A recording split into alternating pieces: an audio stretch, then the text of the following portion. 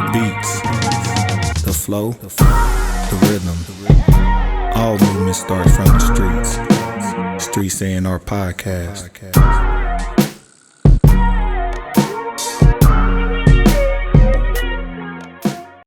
Beautiful day outside, man. Welcome to the Streets A&R Podcast. It's your host, Giddy Jicky with it. It's your other host, Johnny No Good. And we back to all good, man. Mm-hmm. It's beautiful. Got a young guy in the building. He vibrant. Young guy got so many opportunities coming up. It ain't even funny. Mm-hmm. You know, I'm glad we could be throw some alleys. You know what I'm saying? Man. And a man that's about his business, man. This is the start of that season for him. Mm-hmm. So it's about to get real active on y'all. So don't be surprised, man. Don't be surprised that 40 under 40 might end up with a 20, 21-year-old on it. Don't be surprised. Young God is out here, man. Mm-hmm. But man, we feeling good. Beautiful day outside. Need to go get some sunlight. But with that being said, we gonna get pushing on this. We got a lot of stuff coming up this summer, and there's a lot of people that we need to get to. And today we got an artist, individual, a man here who is one of the people we needed to get to. I know I've had short experience with him, but everything has been A1 since I've met him, since I've known him. And one of the first times I actually got to see him in action was actually with Sky Ree at the Slowdown. That was one of my first times. Like, I had no clue. I'm like, oh, he nice. I'm like, who is this? And then to see some of his work, building up off-brand and building with Yada and playing a lot of behind the scenes, but my man got talent that's well beyond just in the background. And I think he's ready to rip some shit up. Man, we got the homie, man, Y-Beezy in the house, man. Thank you. Oh, that's that that applause that Eddie Nerf was talking about on his episode. Listen, we ain't got no live audience, so we got to make you feel well. No, I love that though. Yes, sir, man. Thank you. I appreciate that. Yes, sir. So just getting started, we like to ask people who they are, you know what I'm saying? Not just what they do, but who they are. So if you could just, give us your rundown, man. Who is Y-Beezy? What is he about? First, I'm a dad first before all of this. 3 kids. 9, 7, 5. 2 boys, 1 girl. So before anything, I take care of business for them first. And then there's, I don't really even know. I think I'm like a unicorn. You know what I'm saying? Like songwriter, producer, rapper. I try to sing. I might try to, be a publicist. Anything that's going to move with me and, my team is trying to push forward. So whatever position I'm gonna play, whatever role, I'm all of that. For sure, man.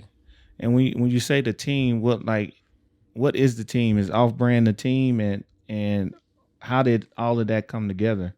Yeah, that's what the team Off-Brand. That originally was Yada's brand.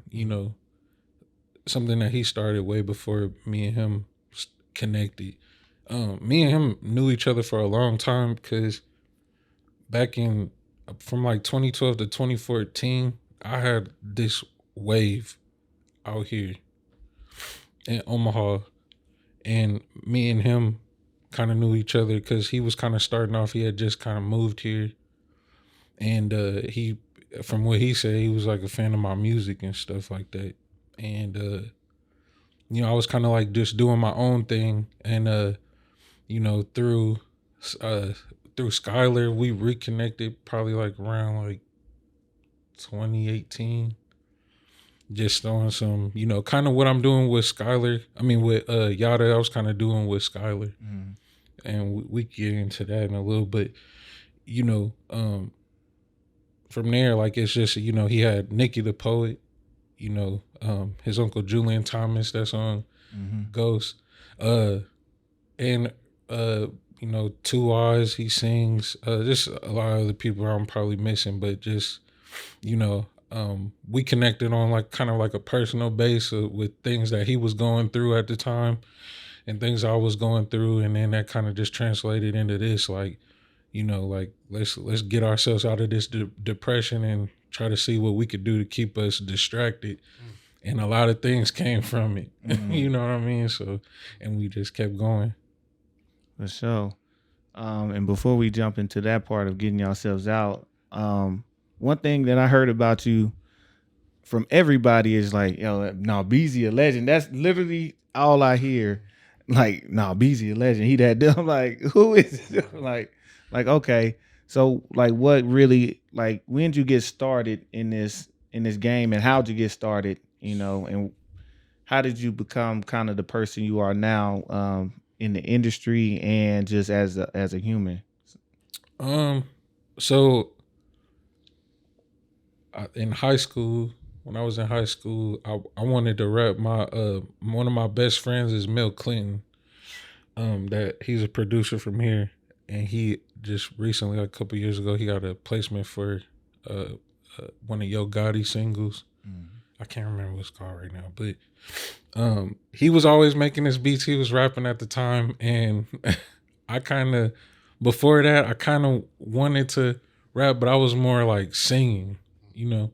And I used to watch him do his stuff on the laptop with the sock over the microphone and shit. I'm like, man, like I gotta try to get into that. I got some shit to say, you know. I'm kind of going through some things, you know. And I was trash, you know, and all the homies let me know, and that I was trash, you know. I could give them that, but I didn't stop, you know. I just stayed consistent. And then I ended up meeting Absolute P, and at the time he had a group over that started in Northwest called the Amen Clique, and from there, like I was like, man, this is dope. Like it's a whole bunch of rappers. Like AB, he kind of reminded me of myself, even though he was a little older. Like, you know, like that introverted. He might seem like he a nerd, but he'll really get into it. You know what I mean? Really talented, like kind of quiet, but you know what I'm saying? And I ended up meeting him, and I ended up being a part of that group, and that's kind of where things started, like on a level like people kind of getting to know who I was. After that group kind of faded away a little bit, and I ain't gonna lie, you know, there's a lot of people that was like, oh, I don't know what Beezy's gonna do after this group and everything like that, and started recording my own stuff. My homeboy started making my beats. I started putting it on the internet, and then I had this song called What It Do that sampled Shorty Swing My Way, that went viral, like crazy viral. So I said, damn, like I gotta keep going. I put out a project called Microphone in a Cardigan, and that went pretty viral too. I got on like the early like blogs at the time, and I just had the city kind of turned up, but at the time I didn't really know where to go with it, you know. I had a group of people that artists that kind of wanted to, instead of kind of playing the role, they all wanted to kind of be the front man. And you know, I was kind of lost, I ain't gonna lie. And then I had my first son, and then I kind of like kind of took a step back, kind of went into like I don't know, not really a depression, but like something kind of like, I don't know what I'm supposed to be doing, like, you know, type of thing. Questioning the path, like, yeah, like what to make it. What am I supposed to do? But you know, I had I had some people under me. My little cousin Nate, he went by Infinite Loop at the time. Skylar was one of them, Skyree, and then I put them together as a group, and I kind of played the background, trying to get them together, you know, and that took off. Right. Crazy. Y'all know about that. Yeah. They went crazy. So, you know, after that kind of played out, you know, I kind of got into a space again, like probably like around like a year before COVID, had hit kind of like a writer's block, same kind of little depression, and met Yada going through the same thing. We just connected on some homie stuff, and then we just went through life. Like I didn't write a song. I still haven't physically wrote nothing down since probably like 2019. But being around that dude, like he gave me like this resurgence that like you know, like I'm talking about through anything, like just life stuff.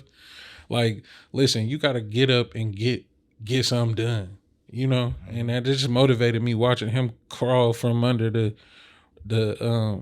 all the stuff that he was going through and trying to kind of like us feeding off of each other. So, you know, went back in and threw him some beats, you know, beats that Nate had made, a beat that I made, Hard Knocks, you know what I'm saying? Like all of them songs is really old, and then he started putting them out, and I kept telling him, I was like, man, like, let's just keep going, you know?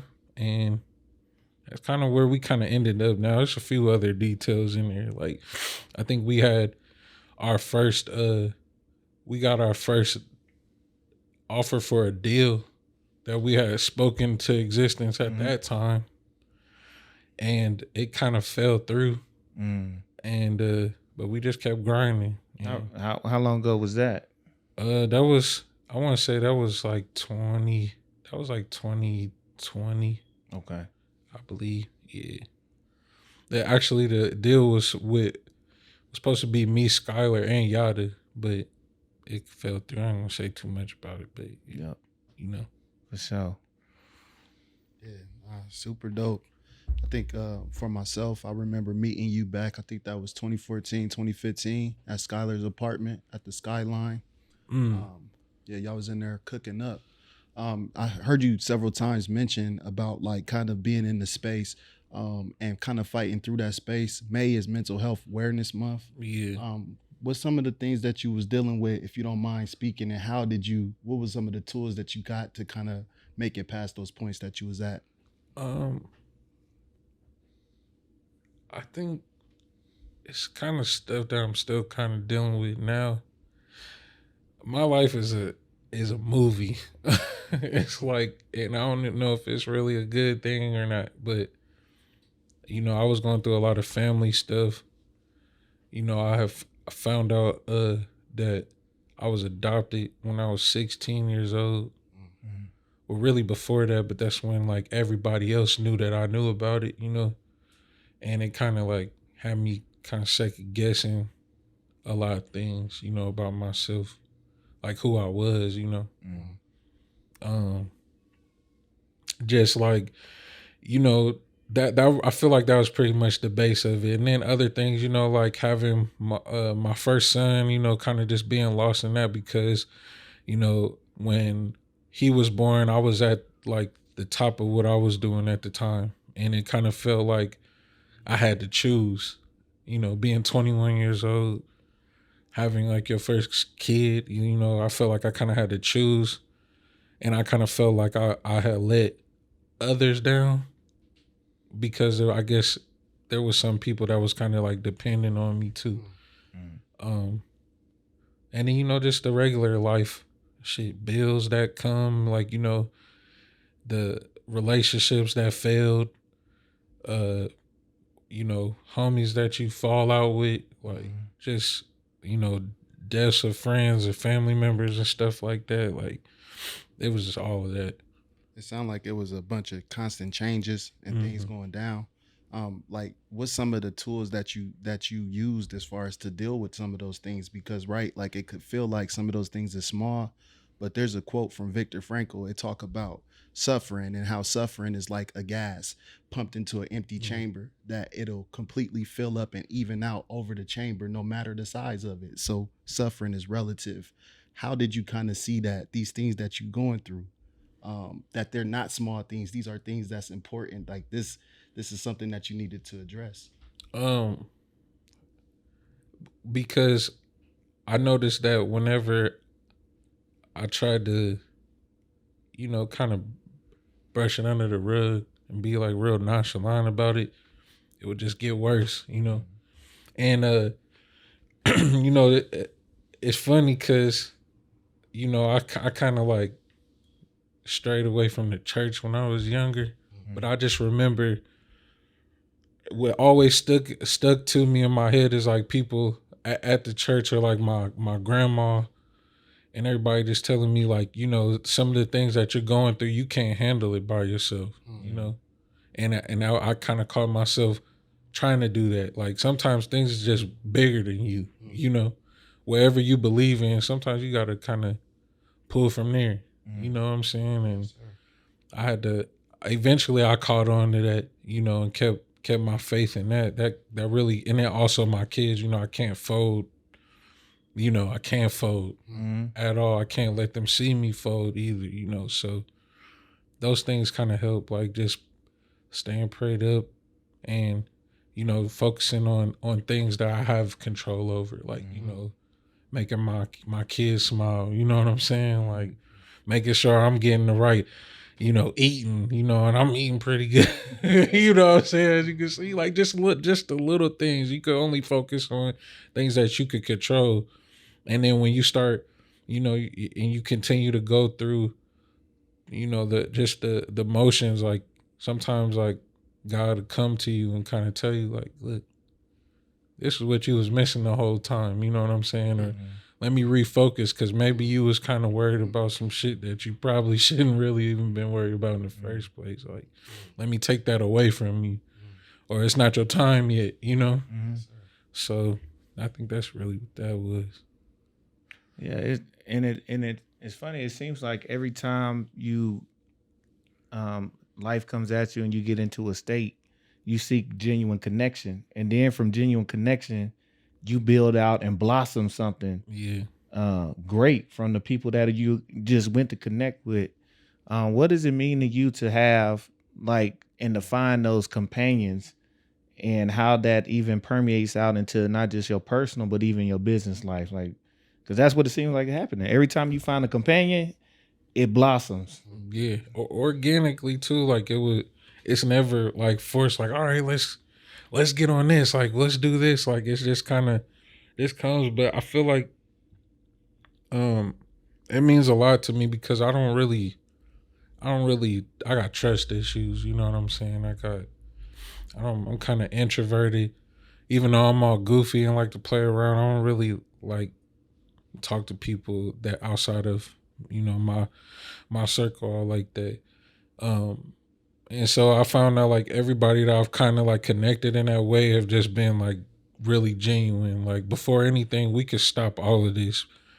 But if you reaching out just to see how I'm doing, you know, letting me know like, hey man, look, I kind of see you kind of like Yada, for example, like he'd be like, bro, like you need to get out the house.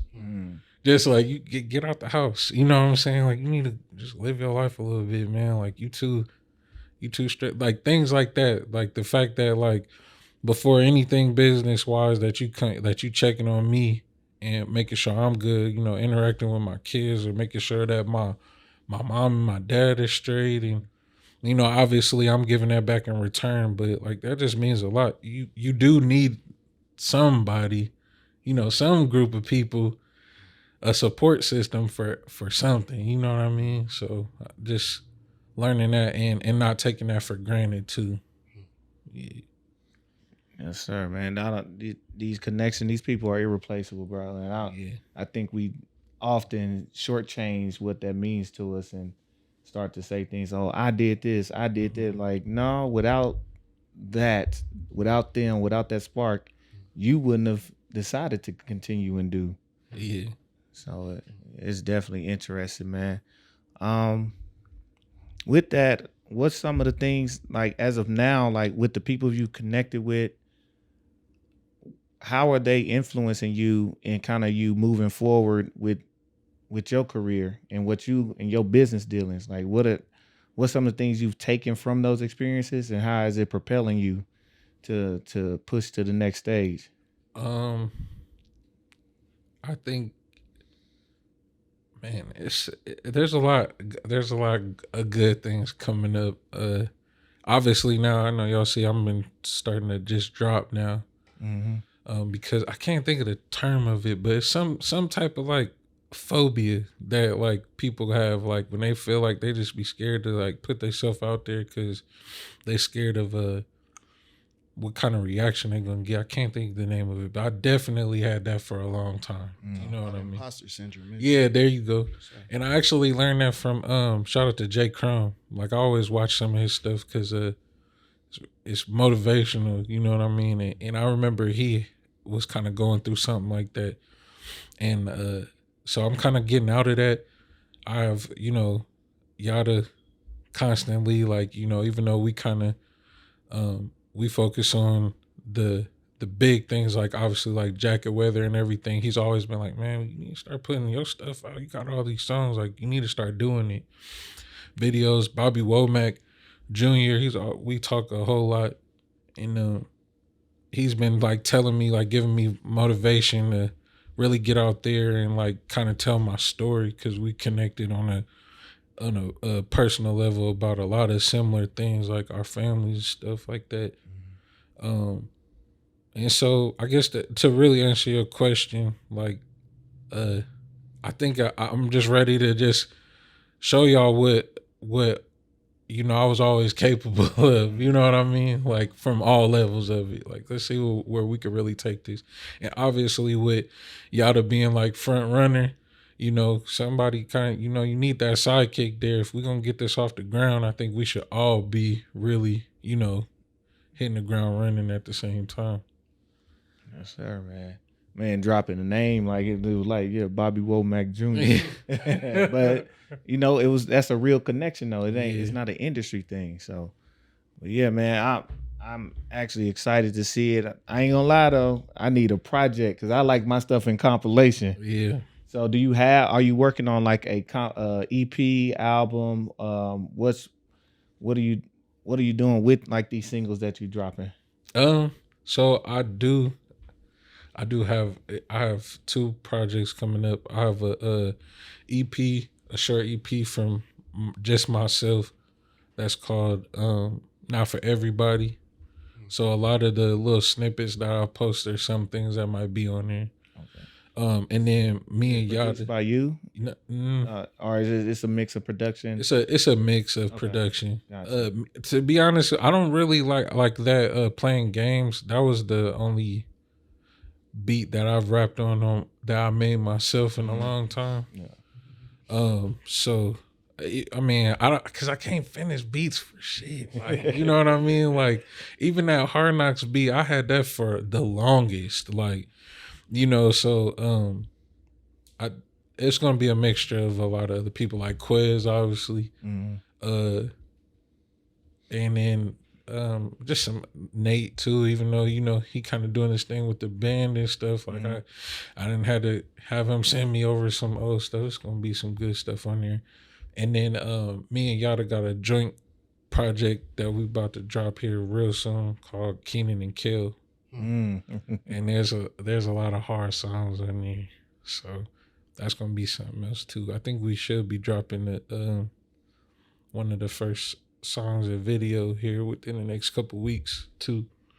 But yeah, that's pretty much that as far as the projects go. Man, y'all should connect with me on the promo team and get some ideas. Man, that's a whole lot of stuff we could do for that promo. Come on. Yes, sir. Yes, sir. So we got a couple projects. Both of those are coming out this year. Planning on coming out this year. And one more. I got one more music question because a lot of times I see a lot of artists who are able to record, able to put stuff out, but being in front of the crowd and being in front of the people to promote yourself, to actually give that experience, some people struggle with that. How are you when it comes to shows, concerts, and being on that stage? Like, what is that a feeling you enjoy? What's it like? Is that something are you have anything coming up with being on the stage? I don't know. Performing is like, it's something I really want to do. Obviously, I know I'm gonna have to do it. I have to touch that stage. I've done it before, And it was cool. I'm a little nervous by it, you know what I'm saying? Just because I haven't done it in so long. But I mean, y'all probably see me do some stuff here soon. I might have to do. I can't keep avoiding it. So I'm gonna have to. People be hitting me up. I think I was supposed to do. There's some festival this summer in Lincoln. I don't remember what it's called, but they hit me up to ask me if I could. Talking about in July. Yeah, that one. The last time I performed, I think I did Lincoln Calling like a few years ago. No, that wasn't the last time, but that was one of Lincoln Calling. And then I did something, me, Skylar, and Yada did something for somebody's party like right before COVID. Probably around the time that show at the Slowdown. Probably like around there. So, yeah. I gotta figure that out, man. I don't know. I'm nervous with that. Let me get in shape first. Hey, people don't know. Like that's a workout on top of nerves. Yeah. Top of remembering, on top of performance tracks and being prepared. Yeah. Like, that's an activity. Yeah, like just like I practice a lot. Like I guess with just being in the car, and because I try to like listen to a lot more of myself, so I don't get caught up in the other things. You know what I'm saying? And so I'll be trying to like remember my words just in case. You know what I'm saying? Because I know when that live performance come on, don't nobody want to hear that track behind you rapping. Like that's just that's some real rookie shit right there. So, right. Yeah. That's what's up. Man, I'm trying to think. With that, man, you got anything else you want to tell us real quick? Want to drop something for the people? Well, let's see. What I want to say. I'll say this, man. I appreciate y'all. You know what I'm saying? I appreciate. I've been peeping a lot of the things that you do with mental health and everything, and I take that really seriously. You know, I have a brother, an older brother, that's going through some things. He's been going through things with mental health in the state. You know, and watching my parents really having to deal with it because he has like schizophrenia and stuff, and like just how they how you know the state kind of really like failed him, you know, and so I really appreciate you, like, you know, getting like, you know, a lot of us together, you know, and giving them a space and the resources to try to help prevent something bad from happening, you know. If everybody who watching this, you know, thanks for all the support that y'all showing me and everything. I won't be so nervous the next time I come on here. Yeah. It's you know what I'm saying? I haven't done this in a long time, so but yeah, I don't know. Yeah. I'm gonna send y'all some stuff too. For sure. And thank you, man. I think it's important. Like yourself, it's a battle that a lot of our families deal with. And just create that space. It's a space that I need for my own self. And so there's a stigma that's attached with that. And I don't want people thinking that by seeking help, that means that we weak. Yeah, you know what I'm saying? So just thank you for being who you are. Look forward to getting you out every last Saturday of the month, man, 3 to 5 at the Fabric Lab, man. So we look forward to getting you out, bro. I definitely will. For it. And we definitely appreciate you, Beezy, for coming through, man. We looking forward to everything you got going. And they can find you on social at Sounds by Beezy. Yep, Sounds by Beezy on Instagram. Sounds by Beezy on YouTube. Off-brand TV. Y'all go stream that Jacket Weather right now. You know, there's more to come with that too. Don't sleep on that. Yes, sir. Don't sleep on that. Yes, sir, man. We appreciate you, bro. With that, you can follow us at Streets A&R, at Streets A&R, everywhere but Apple, man. Tune in, like, subscribe, share, comment, listen, watch, the whole 9, man. But we appreciate y'all. We gonna get up out of here and enjoy this weather, man. It's your host, Giddy Jicky with it. It's your other host, Johnny No Good. And thank you again, Beezy, man. We out of here. Yeah. Peace. The beats, the flow, the rhythm. All movement starts from the streets. Streets A&R Podcast.